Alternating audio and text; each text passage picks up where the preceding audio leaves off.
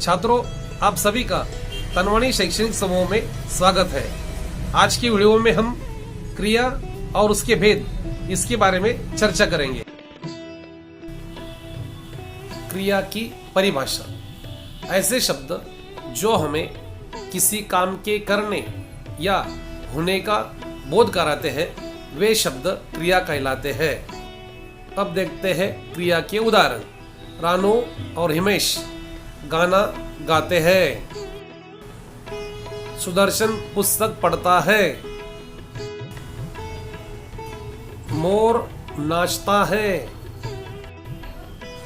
बालक धीरे धीरे चलता है। बुधिया सिंह तेज दौड़ता है।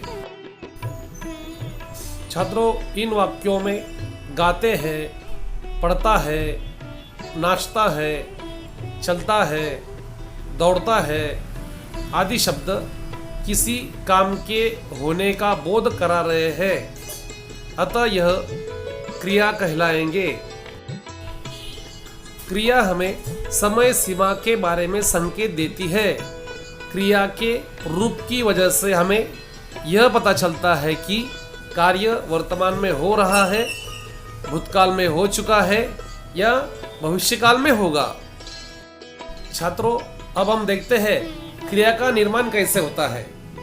जिस मूल शब्द से क्रिया का निर्माण होता है उसे धातु कहते हैं। जब धातु में ना लगा दिया जाता है तब क्रिया बन जाती है।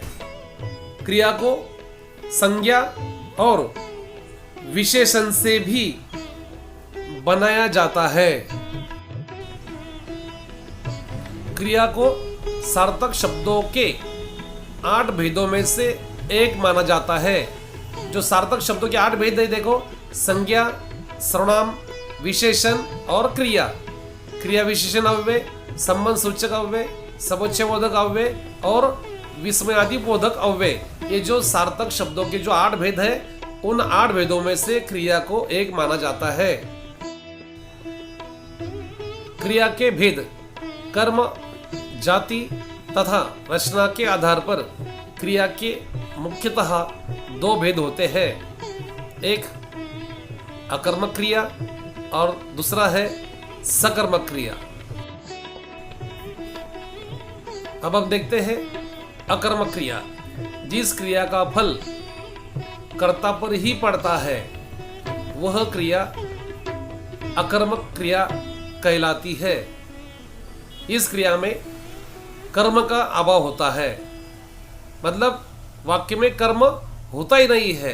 उदाहरण, शाम पढ़ता है।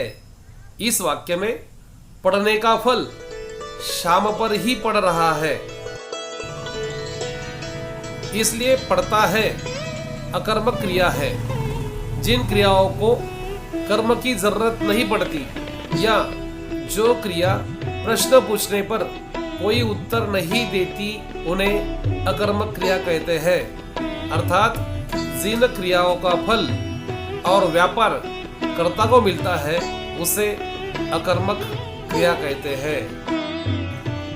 अकर्मक क्रिया के उदाहरण, फरहान दौड़ता है।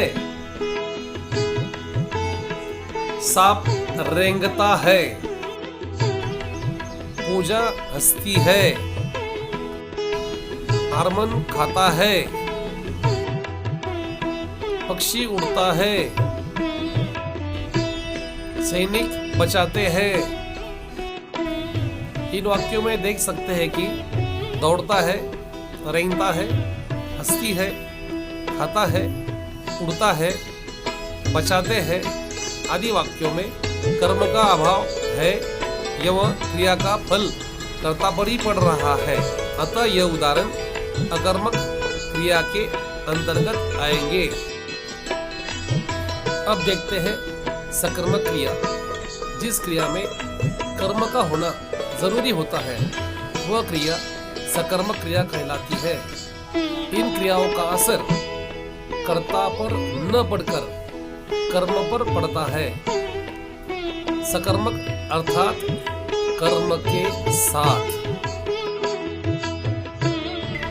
जैसे विराट पानी पीता है, इसमें पीता है क्रिया का फल कर्ता पर न पड़ के कर्म पानी पर पड़ रहा है, अतः यह सकर्मक क्रिया है।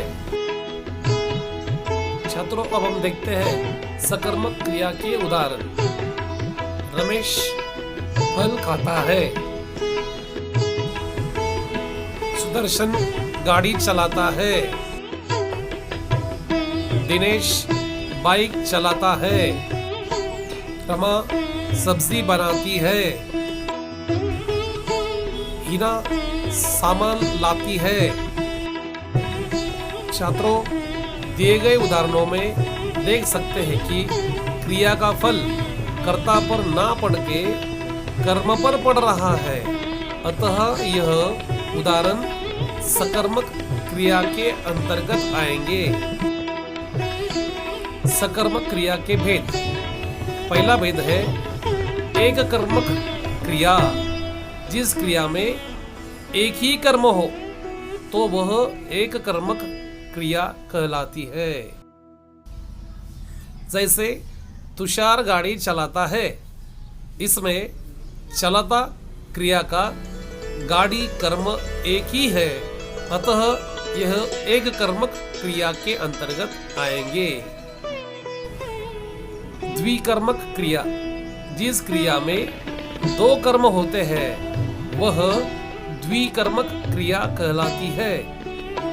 इसमें पहला कर्म सजीव होता है एवं दूसरा कर्म निर्जीव होता है।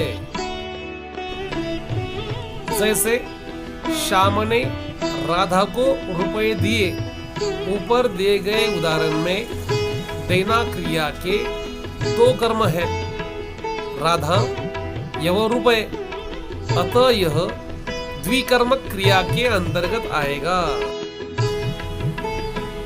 अब हम देखते हैं संरचना के आधार पर क्रिया के भेद। प्रेरणार्थक क्रिया। जिस क्रिया से यह ज्ञात होता हो कि कर्ता स्वयं काम ना करके किसी और से काम कर रहा है, जैसे बोलवाना, पढ़वाना, लिखवाना आदि। नाम धातु क्रिया।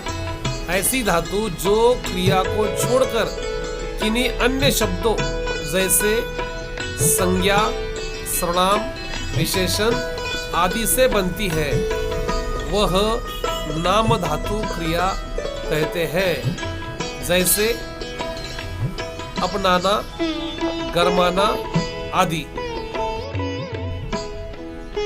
संयुक्त क्रिया। ऐसी क्रिया जो किन्हीं दो क्रियाओं के मिलने से बनती है, वह संयुक्त क्रिया कहलाती है। जैसे खा लिया, चल दिया, पी लिया आदि। आखिरी प्रकार है उदंत क्रिया। जब किसी क्रिया में प्रत्यय जोड़कर उसका नया क्रिया रूप बनाया जाता है, तब वह क्रिया उदंत क्रिया कहलाती है। जैसे दौड़ना, भागना आदि। छात्रों, अगर ये क्रिया और उसके भेद का वीडियो आपको पसंद आ गया होगा तो मेरे इस चैनल को लाइक, शेयर और सब्सक्राइब करना और कमेंट बॉक्स में कमेंट लिखना ना भूलें। धन्यवाद।